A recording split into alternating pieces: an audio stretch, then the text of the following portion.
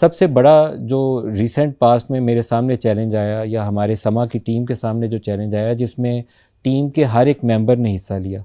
किसी का हिस्सा मैं ये नहीं कहूँगा कि कम था, क्योंकि मुश्किल मरहला था जब पाकिस्तान और इंडिया के दरमियान एक जंग वाला माहौल बनना शुरू हुआ। अभी जंग वाली कैफियत वो वाली नहीं थी कि यहाँ पे अटैक हो गया और हमने क्या रिस्पॉन्ड किया, उसकी तरफ बाद में आता हूँ।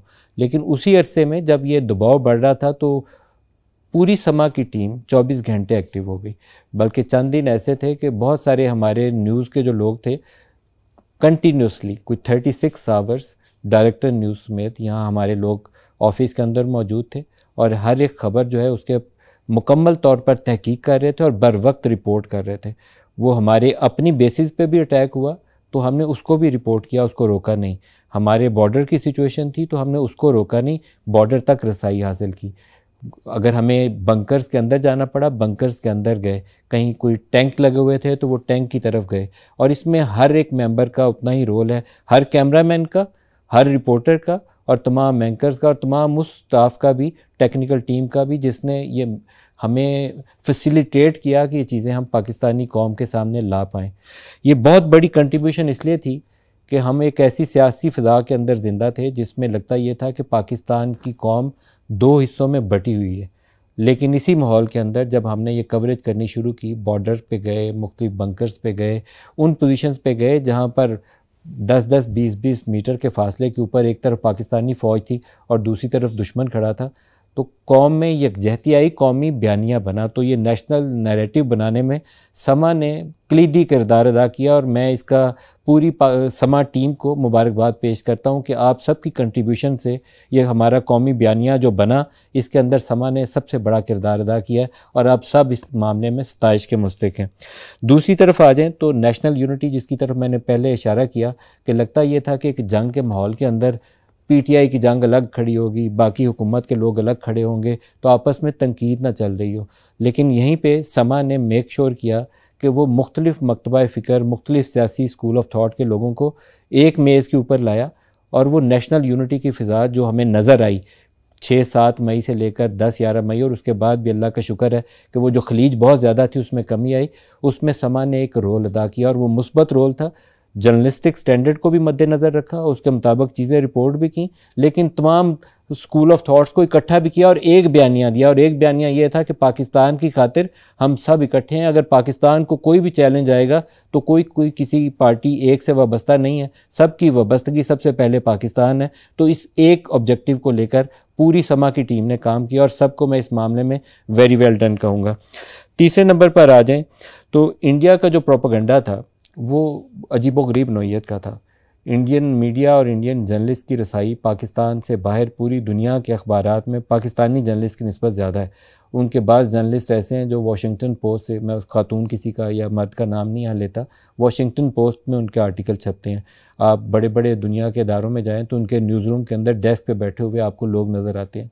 लेकिन इस मौके के ऊपर वो रिपोर्ट क्या कर रहे थे? रिपोर्ट ये कर रहे थे कि एक दिन वो कर रहे थे कि कराची की पोर्ट तबाह हो गई, लाहौर के ऊपर कब्ज़ा हो गया, पाकिस्तान के आर्मी चीफ जो हैं उसको ओहदे से हटा दिया गया और पाकिस्तानी जो प्राइम मिनिस्टर हैं वो किसी ज़ेर ज़मीन बंकर में चले गए। ये आधी रात का वक्त होगा तो न्यूज़ रूम के अंदर हम पूरी न्यूज़ टीम हमारी यहाँ थी, जितने डायरेक्टर न्यूज़ हैं, कंट्रोलर न्यूज़ हैं या शिफ्ट इंचार्ज हैं, मैं ख़ुद यहाँ मौजूद था, हाफिज़ तारिक हमारे डायरेक्टर न्यूज़ हैं वो साथ थे, ब्यूरोज़ हमारे काम कर रहे थे। तो हमने उस वक्त रात को ये तय किया कि इस वक्त शायद सबसे बेहतरीन मौका इस प्रोपेगेंडे का, इस झूठ का जवाब देने के लिए ये है कि हम सारे जितनी जगहों से लाइव जा सकते हैं तो लाइव जाएं। कराची पोर्ट की तबाही का जिक्र हुआ था तो सबसे पहले जो कराची के हमारे ब्यूरो चीफ हैं असलम खान, उनको कहा गया कि आप जाइए जहां पोर्ट के करीब तरीन आप जा सकते हैं वहां जाके दिखाइए ताकि झूठ का जवाब हम सच से दे सकें। लाहौर के ऊपर कब्ज़ा करवा रहे थे तो लाहौर शहर के अंदर मैं ख़ुद, मेरे साथ मेरे वो प्रोड्यूसर इजाज़ बशीर वो भी मेरे साथ थे, हम लिबर्टी मार्केट में जाके वहाँ चले गए। पंजाब के एक मिनिस्टर थे, उनको हमने दरख्वास्त की, वो आधी रात को हमारे पास आए और हमने शहर पूरे का घूम के चक्कर भी लगाया और वहाँ से जाके हमने आधा पौना घंटा की लाइव ट्रांसमिशन भी की, बाकी जगहों से भी जहाँ जहाँ हम लाइव जा सकते थे।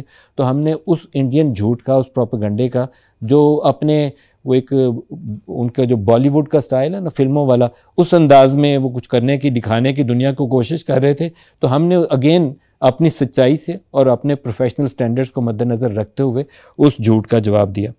फिर यहाँ पर हमने काम नहीं रोका। हमने इसी अरसे में जब नेशनल यूनिटी और यकजहती का मुजाहरा करना था तो हमारे क्रिएटिव डिपार्टमेंट ने और जो हमारी टेक्निकल टीम है इसमें बहुत काविश है इनकी।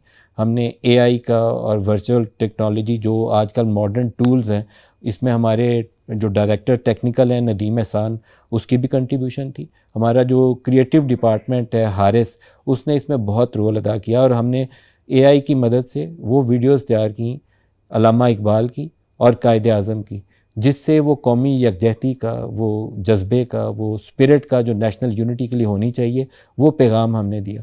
हमने वो जो मशहूर हमारे तराने थे जो बचपन से सुनते आए हैं और आज भी सुने तो वो लहू गरमाते हैं, उनको रिक्रिएट किया आज के बच्चों को दिखाने के लिए, आज अपने नौजवानों को दिखाने के लिए कि 65 और 70 में यही तराने थे जो हमारा लहू गरमाते थे। तो आज अगर हम दिखाएंगे तो वो कैसे होंगे। वो तमाम तरानों को हमने दोबारा से अपनी स्क्रीन के ऊपर लाए और मुसलसल किया। हमने ये नहीं सोचा कि हमारे रेवेन्यूज़ ऊपर जा रहे हैं या नीचे जा रहे हैं। जज्बा एक था कि पाकिस्तानी कौम को इकट्ठा करना है, उस स्पिरिट को जिसकी ज़रूरत है उसको बहाल करना है, और उसकी खातिर हमने वो तमाम कुछ किया। इसमें हमारे जो चेयरमैन है उसको मैं शाबाश दूंगा कि सबसे ज़्यादा जो इन्वेस्टर होता है उसको अपनी जेब प्यारी होती है कि मेरे पास रेवेन्यू कितना आ रहा है। किसी एक मौके के ऊपर भी, एक लम्हे के ऊपर भी ये इशू हमारे आड़े नहीं आया, बल्कि बहुत सारे तराने ऐसे थे जब हमने 8-10 तराने बना लिए और चलाने शुरू किए तो ख़ुद चेयरमैन की तरफ से मैसेज आने शुरू हुए कि ये वाला तराना ये तुम लोग अभी कर नहीं रहे, इस पर भी काम करो। हम एड्स ड्रॉप करके ये तराने चलाते रहे, ये AI वीडियोस चलाते रहे। तो मैं इस मामले में उस चेयरमैन को भी, उस इन्वेस्टर्स को भी और मैनेजमेंट को भी शाबाश बोलता हूँ कि जिसने इस मामले में हमारा साथ दिया और हम इस चैनल को यहाँ तक लाने में कामयाब हुए जहाँ आज ये है। नेशनल सॉन्ग्स का एक कंपटीशन हमने शुरू किया। नेशनल सॉन्ग्स का कंपटीशन इसलिए शुरू किया कि एक बहुत अल्लाह ताला ने पाकिस्तान को फ़तह नसीब की है, बहुत बड़ा मार्का था, मार्का हक, और उसमें अल्लाह पाक ने एक ऐसी कामयाबी दी कि पाकिस्तान के मुकाबले में कन्वेंशनल वारफेयर में कहा जाता था कि इंडिया बहुत तगड़ा है, लेकिन जब पाकिस्तान ने उनके 6 जहाज़ मार गिराए, जिसको अब ट्रंप ने कोई 20-25 दफ़ा दोहरा के उसके ऊपर मोहर लगा दी है कि पाकिस्तान सच बोल रहा है और इंडिया झूठ बोल रहा था, तो उसको सेलिब्रेट भी करना चाहिए। पहली सेलिब्रेशन हमने ये की कि पाकिस्तान जिंदाबाद। हमने एक 2 घंटे का प्रोग्राम किया, खूब उसमें कौमी तराने गाए, नगमे गाए, खुशियाँ मनाई उसकी, और उसको फिर पूरी मीडिया इंडस्ट्री ने फॉलो किया। समा पहले था, सब ने उसको फॉलो किया।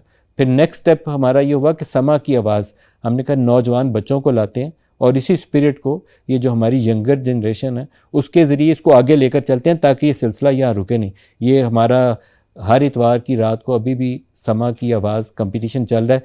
14 अगस्त को इंशाल्लाह यौम आज़ादी को इसका फ़ाइनल होगा, और ये एक नया संगे मील था, इसको भी फॉलो किया दूसरे चैनल से। मैं नाम नहीं लूँगा, लेकिन समा का इनिशिएटिव था, समा ने ये एक नई मिसाल बनाई और बाकियों ने इसको फॉलो किया।